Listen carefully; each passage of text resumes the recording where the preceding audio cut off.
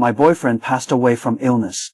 Before he died, he asked me to look after his only younger brother, Callum Wrestler. I put Callum through college and helped him build his company from the ground up. Then one night, after a round of drinking at some work function, he ended up in bed with me. While I wrestled with what we were to each other, I noticed something on his office desk, a photo of me framed neatly beside an engagement ring. My heart stirred. I pushed open the lounge door, ready to finally talk about us. But just as the door creaked open, a white camisole fell at my feet. I froze. Callum pulled the covers tightly around a shocked female assistant. "Deanna, ever heard of knocking?"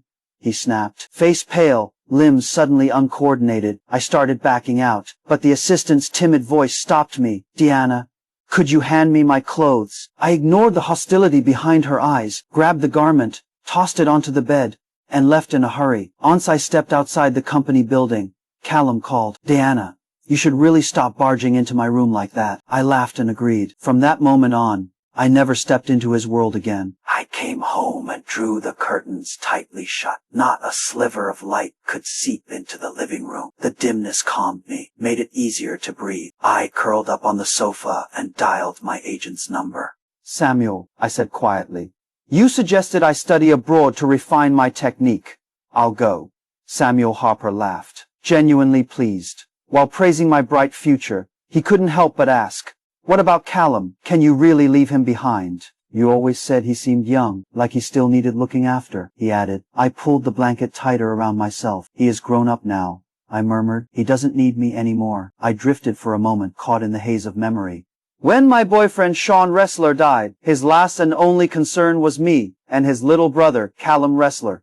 I had no family of my own. Callum was alone too. Loving him, making him the center of my world, gave me a reason to keep going. After that absurd night, I'd woken before him. I stared at him for a moment, then bolted. That was the first time it truly hit me. He was no longer a boy. But the way those feelings shifted overnight left me unmoored. I couldn't sort any of it out, so I left, traveled, tried to clear my mind still. Callum called me.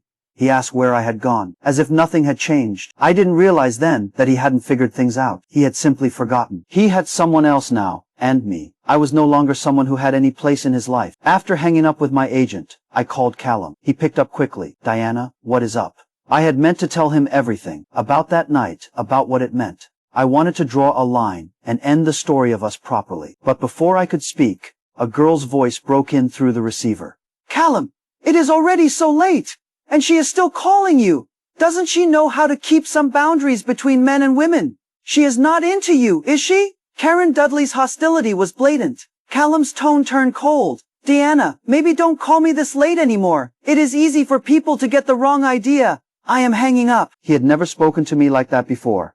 By the time I gathered myself, the call had already ended. Long ago, I looked at the clock. It wasn't even 8 yet. That wasn't late by any measure.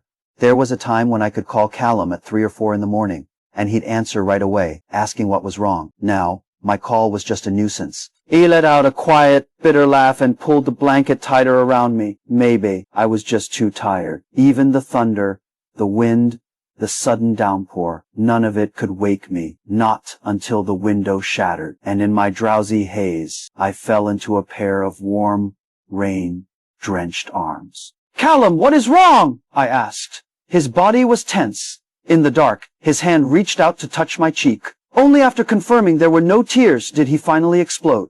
"Deanna, there is thunder and pouring rain, and you won't answer your phone or reply to my messages. Are you trying to scare me to death?" It was only then I noticed the sound of rain against my windows. A delayed wave of fear surged up, and I instinctively gripped his hand. My voice was hoarse. I didn't hear it. Sheen had died on a night like this. Ever since, I couldn't sleep when it rained. Neither could Callum.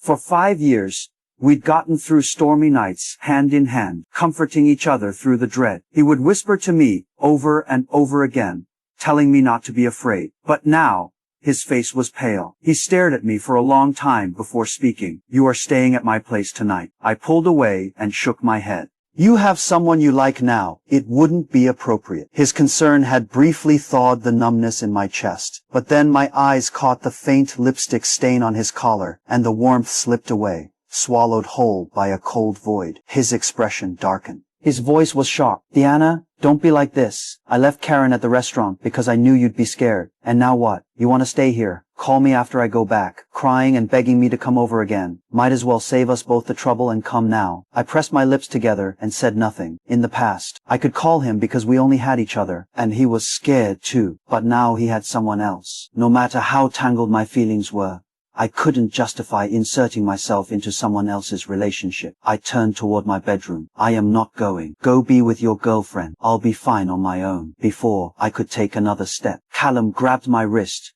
and yanked me toward the door. His grip was tight, painful. I struggled hard. Callum, what the hell are you doing? I said, I am not going. He frowned, irritation flickering across his face. Then, without a word, he lost his patience. He swept me into his arms, holding me tightly, carried me outside, grabbing an umbrella on the way out.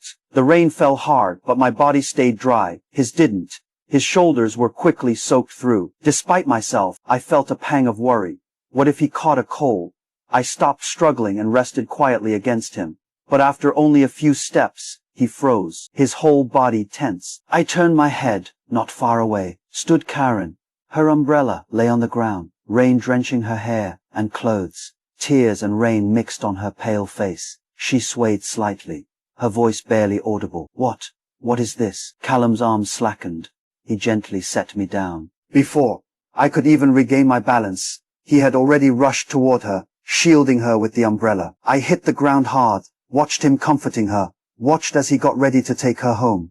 Before leaving, he looked back at me. Diana, find a hotel tonight. I am taking Karen home. With that, they walked away, without looking back, but my focus wasn't on them anymore. All I could feel was the sharp pain in my lower abdomen, and the blood pooling in the rain. I don't know when I passed out, but when I woke up, the news hit me all at once. Pregnancy, miscarriage. I placed a hand on my stomach, flat as ever. No sorrow, no tears, just silence. I never expected the child to show up, so when it left, I felt no sadness. Only a quiet sense of how life plays its little tricks.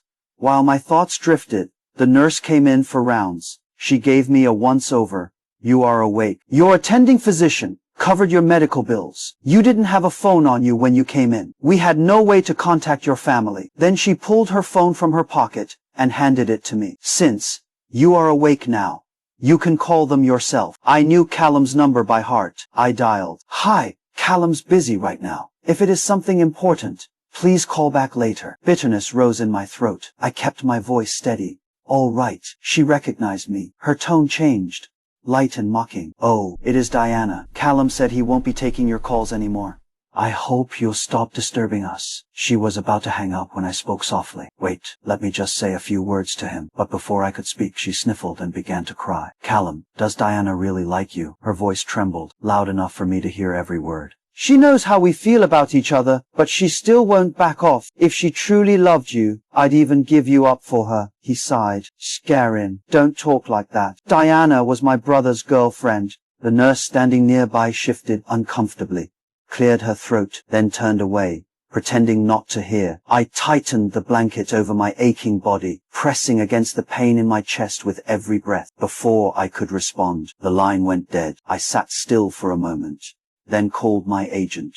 A miscarriage wasn't considered a major procedure.